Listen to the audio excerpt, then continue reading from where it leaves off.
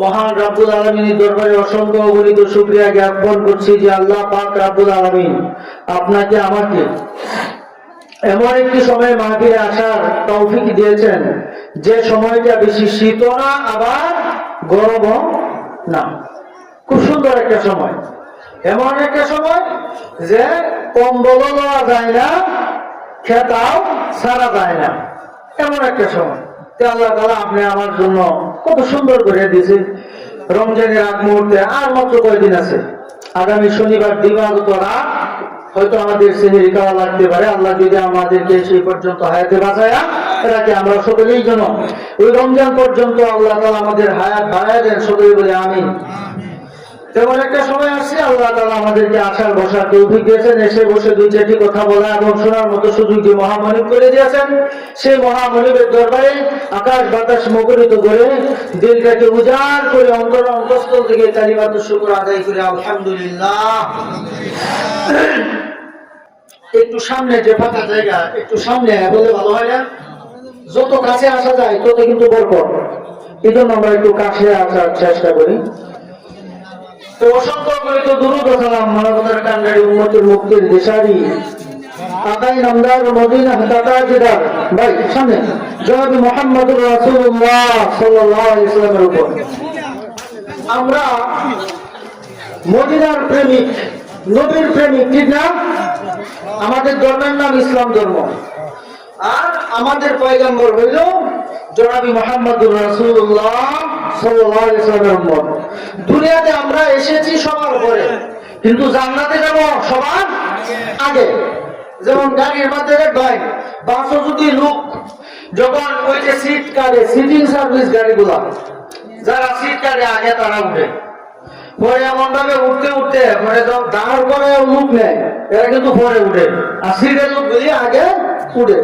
সর্বশেষ ওই হেল্পার অথবা কন্ট্রাক্টর চিন্তা করে যে ৬০ লোক যদি ১০ জায়গা ৫০টি হয়ে মহাকালী মন্ত্রণালয় যেত তো ২০০ টাকা। ভাই আসেন, এরা কি সবার আগে ওঠে না সবার শেষে?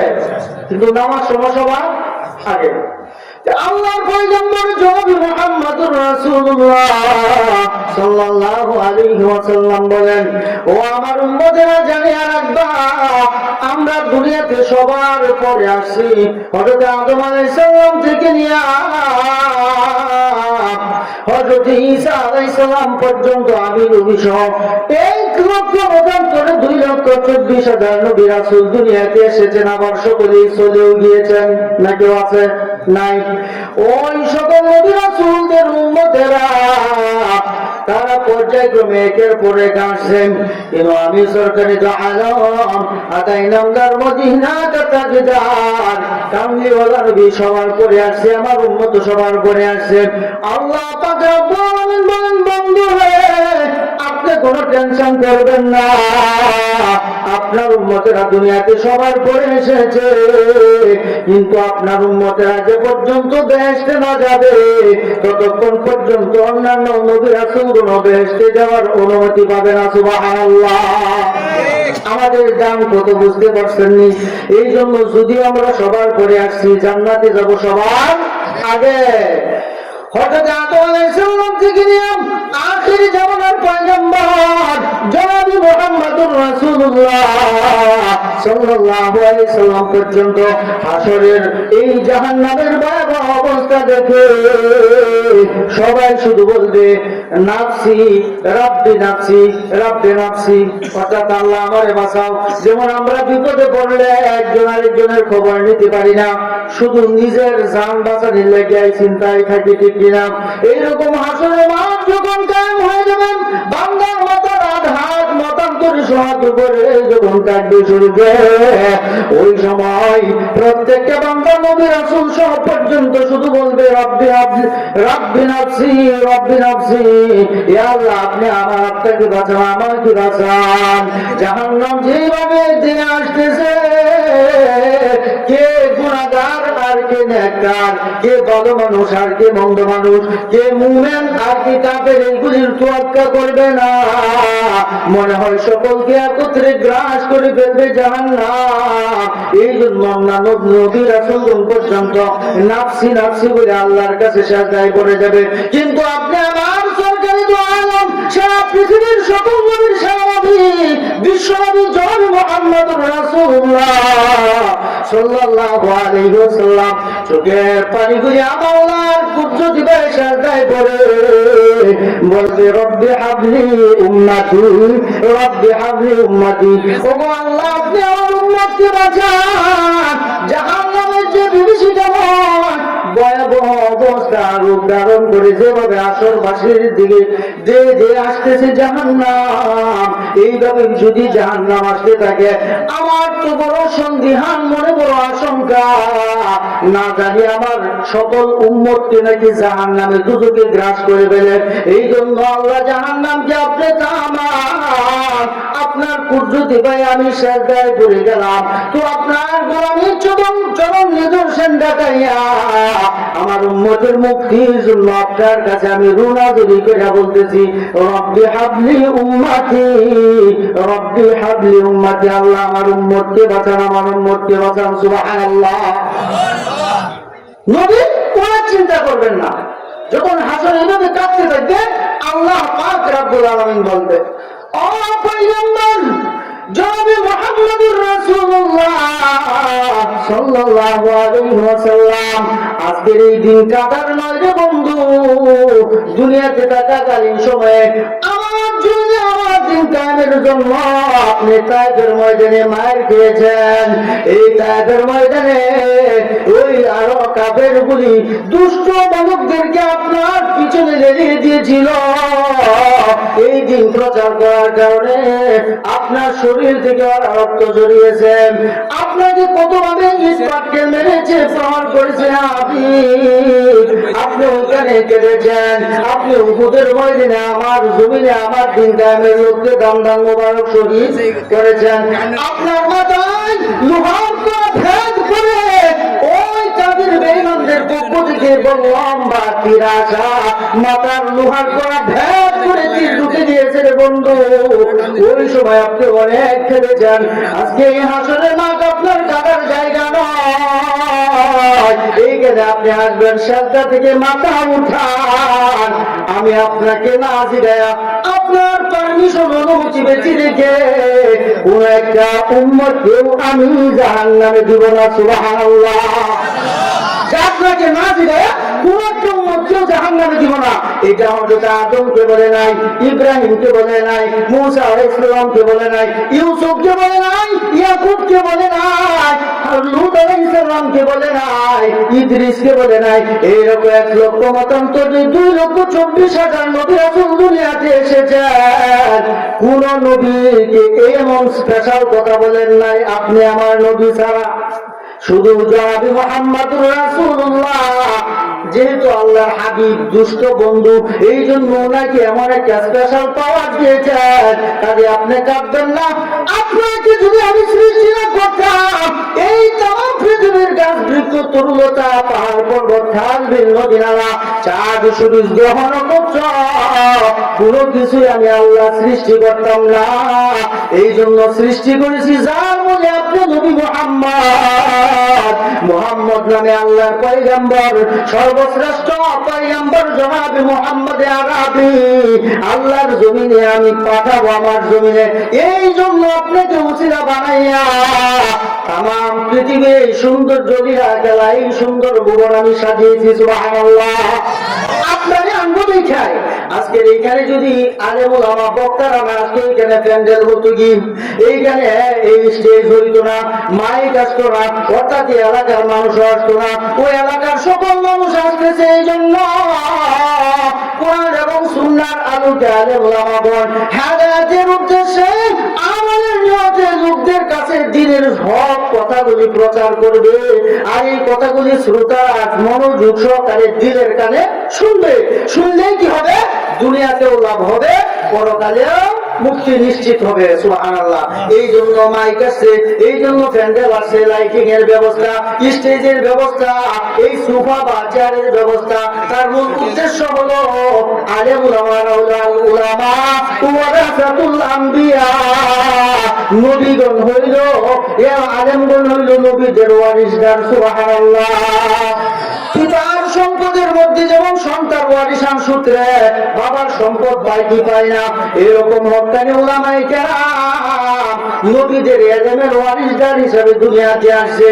আর কোন এলাকায় যখন একটা জন হক্কানি আলেম উলামা যায়, ওই আলেম যাওয়ার কারণে ওই এলাকার 40 দিনের জন্য কবরে আযাব আল্লাহ মাফ করে দেয়।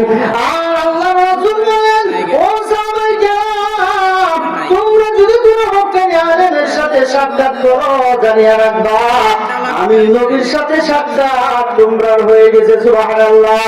আর কোন হক্কানি আলেমের সাথে যদি মুসাফা করো, ওই মুসাফা করার পৃথক হওয়ার আগে মুসাফা যখন করলা, মুসাফা করার পর হাত চাইরা দুইজন দুই দিকে যাওয়ার আগে তোমার সগীরা গুনাহগুলি আল্লাহ মাফ করে দিবে। সুবহানাল্লাহ। সেই জন্য আলেমদেরকে উদ্দেশ্য করে আজকের এই মজমা, যে আল্লাহ তাআলা এই পৃথিবীর নিজাম, এই আকাশ বাতাস গ্রহ নক্ষত্র চাঁদ সূরজ খাল বিল হাওয়া নদী নালা গাছ বৃক্ষ তরুলতা মানুষ দেহ দানব জিন পরি, চতুষ্পদ জন্তু হাইয়াম জানোয়ার যা কিছু বানাইছে সবগুলি মানুষের উপকারের জন্য। আর মানুষও বানাইছে একমাত্র আল্লাহর গোলামি করার জন্য। আর মানুষ গোলামি করবে আল্লাহ তাআলা নবী রাসূলদের দেখানো পথ এবং মত অনুযায়ী, মন গড়া গোলামি চলবে না। এই জন্য নবীর প্রতি আমাদের মহব্বত আছে না নাই? নবী যখন সিজদায় পড়ে কাঁদেন, আল্লাহ পাক বলেন, বন্ধু তুমি কেঁদো না, সিজদা থেকে মাথা উঠাও, আজকে তোমার কাঁদার দিন না, আজকে আমি তোমাকে খুশি করব। সুবহানাল্লাহ। আল্লাহর হাবিব আল্লাহ পাক রব্বুল আলামিনের কাছ থেকে এমন একটা অভয় বাণী, শান্তির বাণী শোনার পর ওনার আত্মার মধ্যে তৃপ্তি আসছে। যখন সিজদা থেকে মাথা উঠালেন, কান্না চোখ দিয়ে পানি বের হইতেছে। আল্লাহ পাক রব্বুল আলামিন কুদরতি হাত দিয়ে বলেন, আমার বন্ধু এই 1 লাখ পানি আপনি নেন। জাহান্নাম যেভাবে ওই হাসরবাসীর দিকে দিয়ে আসতেছে দেখতেছেন, ওই জাহান্নামের গায়ে পানিগুলা ছিটিয়ে দেন। আল্লাহ রাসূল সাল্লাল্লাহু আলাইহি সাল্লাম ওই পানিটা হাতে নেওয়ার পর যখন ওনার আঙ্গুল মোবারক দিয়া জাহান্নামের দিকে এরকম পানিটা ছিটকায়া দিছে, জুতের মধ্যে এই লবণ দিলে অথবা চুন দিলে যেমন সংকুচিত হয়ে যায়, এইরকম নবীজির হাত মোবারকের বরকতে আল্লাহর পক্ষ থেকে যে দেওয়া গ্লাসের মধ্যে পানিটা আঙ্গুল ছুঁড়াইয়া যখন ওই জাহান্নামের দিকে এমন ছিটকা দিছে, সাথে সাথে জাহান্নাম সংকুচিত হয়ে স্টপ হয়ে দাঁড়ায়।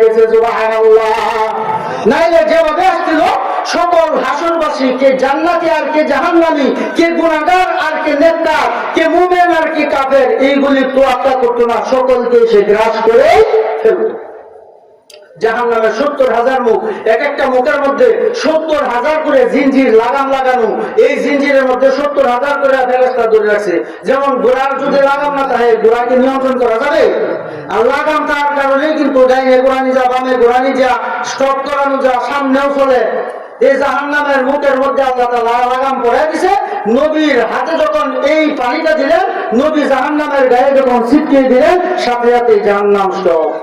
আল্লাহ পাকের পয়গম্বর জনাব মুহাম্মদুর রাসূলুল্লাহ সাল্লাল্লাহু আলাইহি ওয়াসাল্লাম আল্লাহকে জিজ্ঞাসা করিলেন, আল্লাহ পাক যখন বলবেন ফারফারাসাকা, হে বন্ধু আপনি আপনার মাথা উঠান।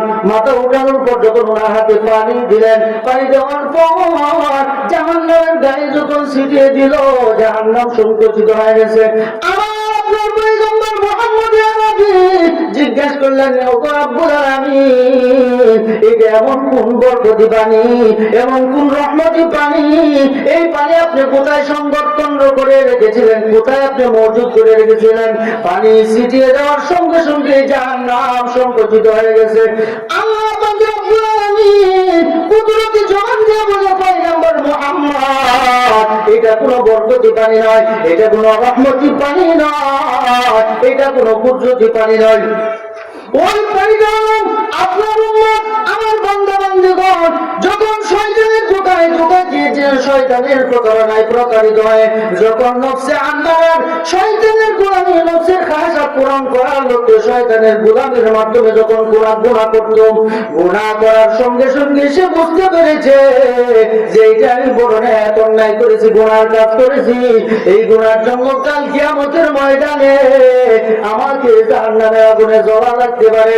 এই কথা স্মরণ করিয়া বান্দা দিনে অথবা রাতে যখনই সময় পাইছে, ইয়া আইয়ুহাল্লাযীনা আমানু তুবু ইলাল্লাহি তাওবাতান নাসুহা, অন্তরে অন্তঃস্থল থেকে খাঁটি দিলে এমন গুনাহ করবে না।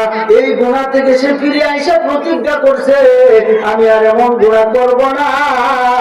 এই এমন অবস্থায় যখন মুনাজাত তুলে হাত বাড়ায়, আমি আল্লাহর আলিশান দরবারে চোখের পানি ছাড়িয়ে আমি আল্লাহর কাছে মাপ চাই, তখন আমি আল্লাহর কুদরতের জরিয়ায় সে জুস মেরেছে। সুবহানাল্লাহ। আমি আল্লাহ এভাবে থাকতে পারি না। বান্দা যখন কাকুতি মিনতি সহকারে গুনাহ আর করবে এমন প্রতিজ্ঞা প্রতিশ্রুতি দেওয়ার পর যখন বান্দা কান্দে, আমি বান্দার গুনাহ মাফ করে দিয়েছি, সাথে সাথে ওই কান্নাওয়ালা চক্ষুর পানিটাও আমি আল্লাহ মওজুদ রেখেছি। সুবহানাল্লাহ। আমি ঘোষণা দিয়ে দিলাম, যখন কোন বান্দা দুনিয়াতে তাকিয়া গুনাহ করবে, গুনাহগুলি মাফ নেওয়ার জন্য আবার অনুতপ্ত অনুশোচনা আইনা তওবা করে আমি আল্লাহর কাছে মাপ চাইবে, আমি আল্লাহ এই কান্নাওয়ালা চক্ষুকে আর জাহান্নামে দিব না। সুবহানাল্লাহ। ওই কাঁদলেই আল্লাহ রাজি হয়, কাঁদলেই অন্তর পরিষ্কার হয়, কাঁদলেই গুনাহ মাফ হয়। যত কাঁদবেন তত আল্লাহ আপনার উপর রাজি হবে, যতই কাঁদবেন বান্দার জন্য জান্নাত নসিব হয়ে যাবে। সুবহানাল্লাহ। এই জন্য বলতেছে এটা কোনো বরকতি রহমতি বাণী না, এটা হলো আপনার উম্মত আর আমার বান্দাবান্দির চোখ থেকে বের করা পানি, গুনার কারণে যে একা একা কায়দা দিনে অথবা রাতে আমি আল্লাহর কাছে মাপ চেয়েছে, এই পানিগুলো আমি সংরক্ষণ করে রাখছি, অর্থাৎ ওই কান্নাওয়ালা চক্ষুকে আমি জাহান্নামে দিব না, জান্নাত নির্ধারণ করে রাখছি। সুবহানাল্লাহ।